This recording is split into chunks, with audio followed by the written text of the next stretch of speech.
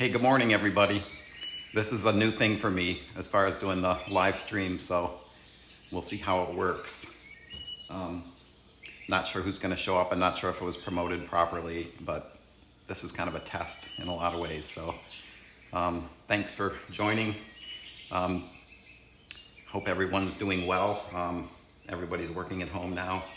I spend a lot of time working at home as it is anyway, so I thought that since there's a lot of interest in art from kids and the stuff that I do, I thought I'd share a little bit of how I work. There's really no rules when it comes to creating. There's just self-expression and technique. So I want to share some techniques for how I work. There's different materials that I use. There's different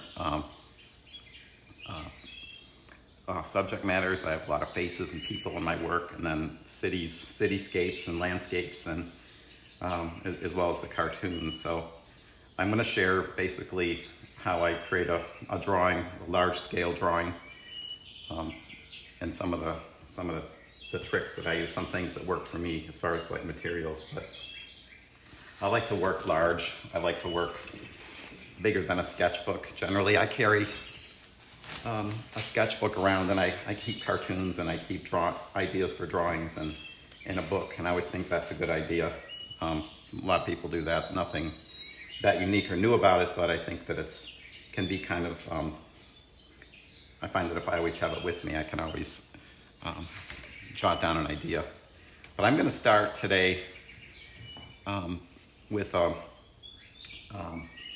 producing a drawing. I like doing these cityscapes, and they basically come out of my head, which is different than drawing from life. These are just an expression of how I think the world should be or how I see the world versus trying to interpret something realistically, if you will. So I use different materials. I like to work on paper a lot because it doesn't take up as much space as doing canvases, but I also like to use different materials. Sometimes I experiment with weird things. Sometimes I use paint in a squeeze bottle, which can be kind of fun. You can create the same subject matter with different materials and to different results. So I use markers, I use paint, I use ink, really anything else, and I'll talk about how I create and how I produce a drawing. If you have any questions, I'll try to monitor the feed if anybody has any thoughts or questions. Just post them. I'll see if I can monitor what's going on. But one of the things I really like to work with, and if there's kids watching this, they kind of like this too, but I like to work with crayons, and not just like wax crayons, but I like the line quality that you get from a crayon. So I found these, also because I work big, I got basically what are really big crayons, but they're wax, or they're not wax, they're oil. Basically oil crayons, and they're very greasy, and they're very it's almost like drawing with butter. And again, if you can get the same effect with a crayon, but these are, or pastel, but these I just like that because of the scale, and I can do something really big. So I tend to just start putting down lines. I always like black and white. I think black and white and shades of gray, just something that I'm always drawn to. But so if I'm working on one of these cityscapes, I just start knocking out shapes. Like if you think about like a skyline, it's basically a series of boxes, and you've got light and dark windows. You've got different profiles of buildings. So I just like to have fun with it. I don't draw from life, but I tend to see things in my work after I've drawn that I've seen that come from memory. So I don't really think a lot about the finished drawing when I'm drawing. It's more about just just doing it. So if you think about a drawing as just something that's an expression from your head, that's kind of how I go, and it just can be very kind of intuitive, just putting lines down, lines and shapes where you feel that it seems right. So if I'm thinking about a cityscape, I know that there's kind of there's a background, and then there's kind of a middle ground where you might, if you're on an elevation, you might see the tops of things that are closer to you, like buildings. Again, these are very much like blocks. These pastels or these oil pastels that I'm using are very, very messy. So sometimes I wear these gloves if I'm handling them, because they're almost like, if you can imagine butter. That's the only way I can describe it. But I like the line quality that I get from this. So I think about like building shapes and roof lines and how these shapes kind of work together. It's almost like a pattern. So, and then I like to add, if it's a city, there's a lot of concrete and stone hard surfaces, but I like to soften it up with the suggestion of trees. Bob Ross would say, happy little trees. And again, until I fill the page and I feel that I've got a composition that kind of gives me some shapes and patterns where it all holds together. And there's a point at which I look at the picture and say, okay, do I have enough black and white? Does it look balanced? So this is kind of the technique that I use for these, or one technique that I use for the cityscapes. If I'm using these waxy or these very oily pastels. So sometimes the drawing is complete like this. I'll say that it's done, and sometimes I'll come back to it later. I tend to like to work on 3 pieces at once for some reason. I tend to I'll always do a series of 3, and then the 3 very similar drawings.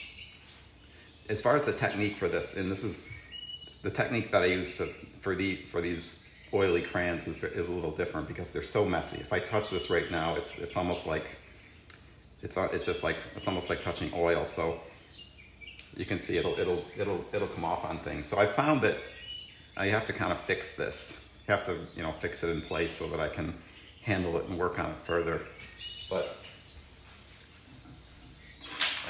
I've developed these couple of steps that I use. One is before I fix it, I want to remove some of the oil, some of the oiliness, some of the builders, because it's very thick. So what I'll tend to do is take another piece of paper, and a roller, and then just kind of pick up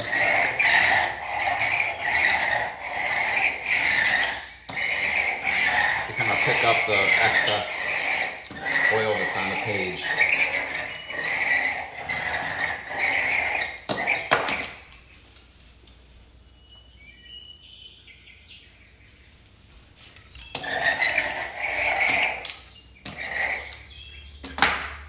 And then this kind of has the added benefit of I've been using these as well, because you end up with like a print, almost like a second drawing. And I've done things with these later on. But then what I do with these drawings, the oil drawings only, is I fix them with, I found that shellac works. Shellac has the right properties that it will kind of seal the oil, but it doesn't melt it. So I will usually spray them a couple times, and then that has the benefit, it dries very quickly. So once I have that sealed drawing, which I have one here, a different one.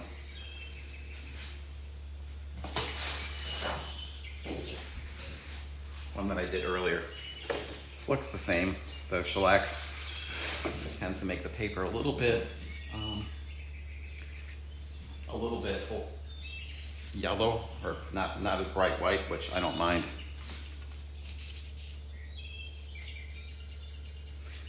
So then once the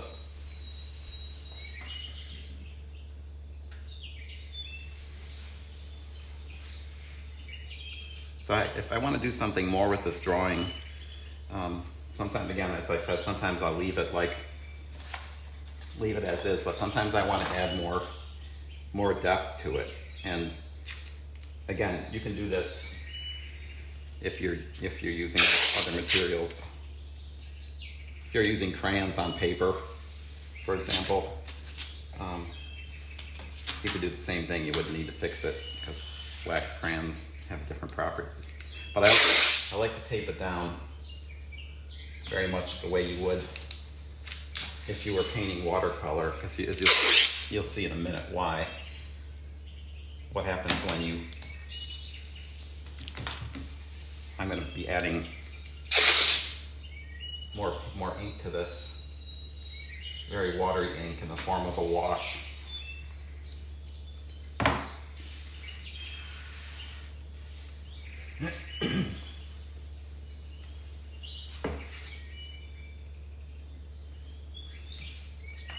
So I look at this and I want to have a little more depth. I want to have things going on. I want things to recede a little bit and pop and give more interest and just more depth to the picture. So what I like to do is, again, I'm still working in black and white, but what I've got here is some ink, and this is basically, it's just ink. It's India ink. I get this by the quart bottle because I use a lot of it in other ways too, but I use a little bit of ink and a lot of water, and I've got like basically what they call a wash, which is a gray tone.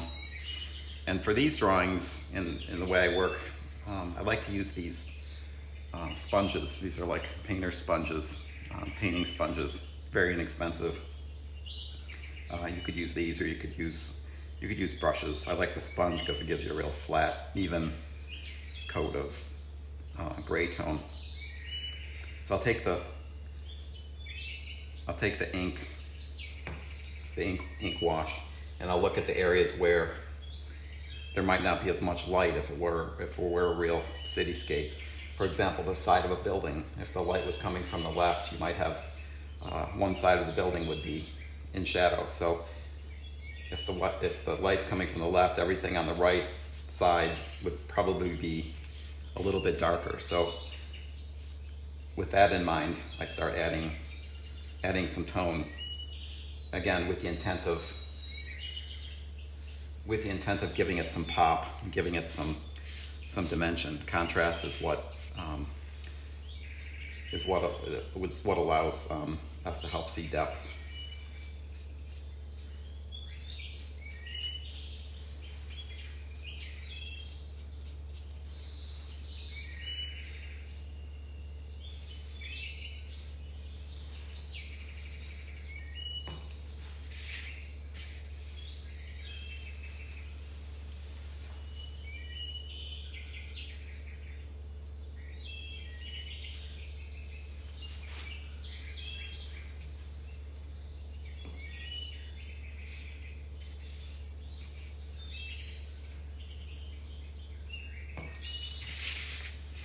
I find that when I do this, especially at this stage, and sometimes I use color as well, but it's really important to know when to stop.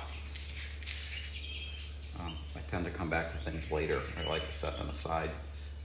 Sometimes I'll do a drawing or a set of drawings and then come back to it the next day to decide if I want to add anything to it or if it's finished.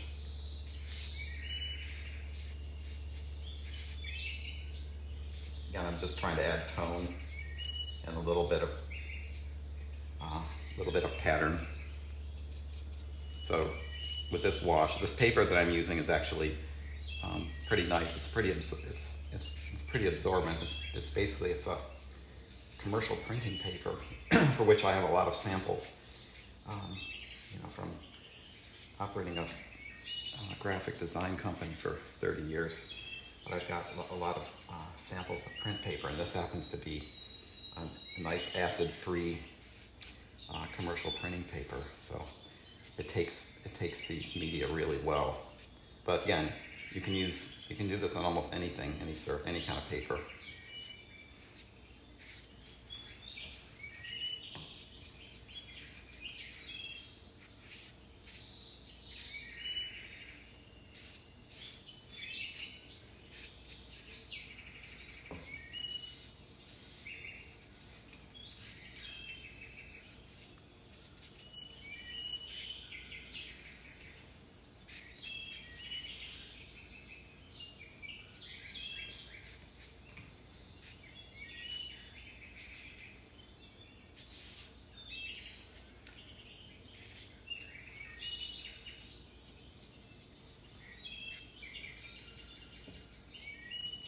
And since this is, again, since it's taped down, the paper, you'll find the paper will wrinkle up a little bit when you add water, a lot of moisture to it. But since it's taped down, as it dries, it will flatten out, which is nice. So that's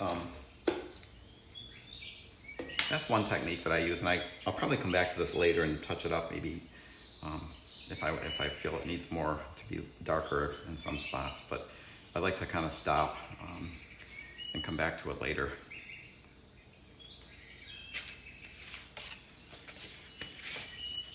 But you can add, again, you can do this, this is just one technique for one type of drawing that I use. So there's no rules as far as materials. I like to use all kinds of things. One of the fun, I think it's kind of fun, is I've got these, they're like little craft bottles that have almost like a sponge, for daubing paint. So I like to fill these with ink, and it's almost like a marker, but it's India ink. So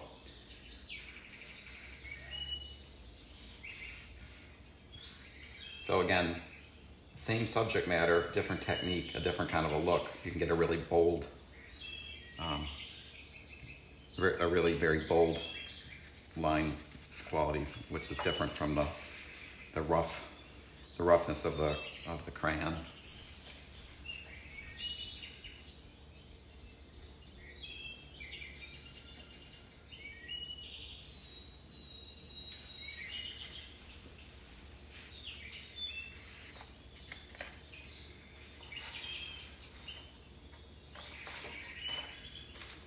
Another technique that I like to use, and this is something, if you don't have art supplies, you don't necessarily need them. If you can find some paint,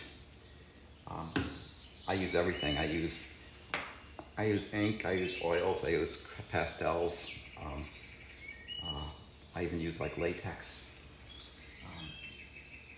Anything that I have around, I like to play around with different results from different materials.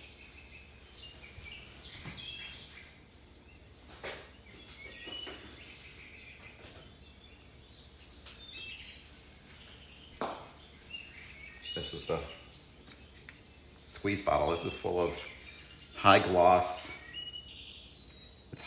latex paint, which is actually pretty, gives you some pretty cool results, but you can paint with it.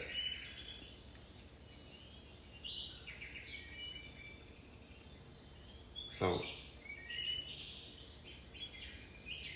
same subject matter, or similar subject matter, different material.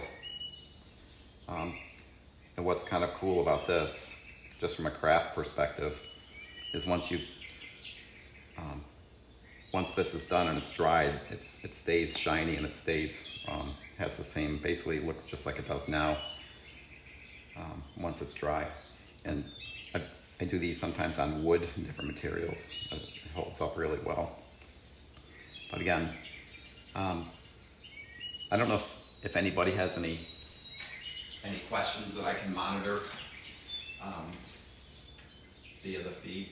I'm trying to get used to this system or using this Facebook Live.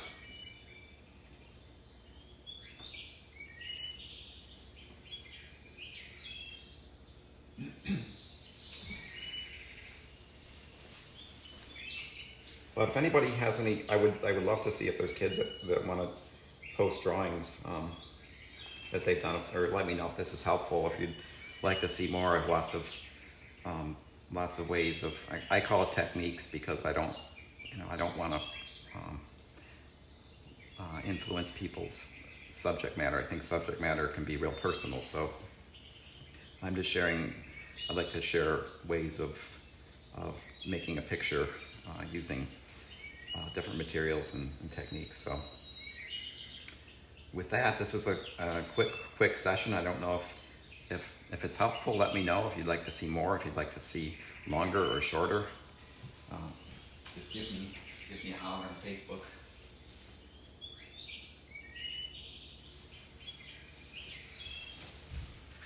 And enjoy the day. Thanks, everybody.